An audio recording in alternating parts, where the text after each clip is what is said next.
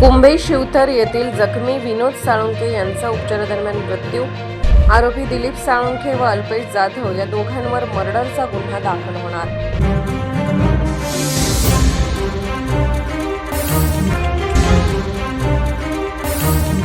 Mahad MIDC police Thane हद्दीमध्ये Kumbhe Shivtar येथे मागील काही दिवसांपूर्वी एकाला जीवेठार मारण्याचा प्रयत्न करण्यात आला होता. आरोपी यांनी लोखंडी सळई विनोद साळुंखे यांच्या कुशीत व हातावर खुपसली होती. यामध्ये विनोद साळुंखे हे गंभीर जखमी झाल्यामुळे त्यांना मुंबई येथे उपचाराकरिता हलवण्यात आले होते. मात्र आज उपचारादरम्यान विनोद साळुंखे यांचा मृत्यू झाला आहे. सविस्तर माहिती अशी की कुंभे शिवतर येथे 13 मे रोजी सायंकाळच्या सुमारास हळदीच्या कार्यक्रमादरम्यान आरोपी व मयत विनोद साळुंखे एकत्र आले होते. त्यांच्यामध्ये किरकोळ कारणावरून बाचाबाची होऊन भांडण झालं. यानंतर क्रिमिनल माइंड मास्टर आरोपी दिलीप साळुंखे याने घटनास्थळावर येऊन कमरेला खोचून ठेवलेली लोखंडी सळई विनोद साळुंखे यांच्या कुशीमध्ये व हातावर हल्ला करून त्याला गंभीर जखमी केले.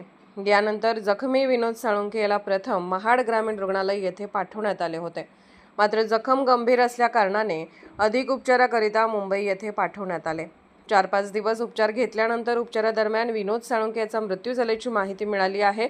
मागील काही वर्षापूर्वी आरोपी दिलीप साळुंखे याने मयत विनोद साळुंखे याच्यावर प्राणघातक हल्ला करून त्याला गंभीर जखमी केले होते. या गुन्ह्यामध्ये त्याला पोलिसांनी तडीपार केले होते. मात्र पुन्हा एकदा दिलीप साळुंखे याने गावात दहशत माजवून विनोद साळुंखे याचा खून केला आहे. या प्रकरणी महाड एमआयडीसी पोलीस ठाण्यात सुरुवातीला हाफ मर्डरचा गुन्हा दाखल होता. मात्र आता या गुन्ह्याचं स्वरूप बदलून खुनाचा गुन्हा दाखल होणार असल्याची माहिती पोलिसांनी दिली आहे.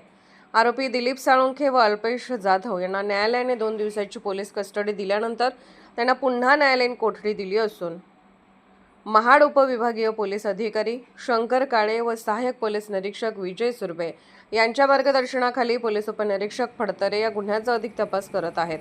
जागृत महाराष्ट्र न्यूज, रामदास चव्हाण, महाड, रायगड.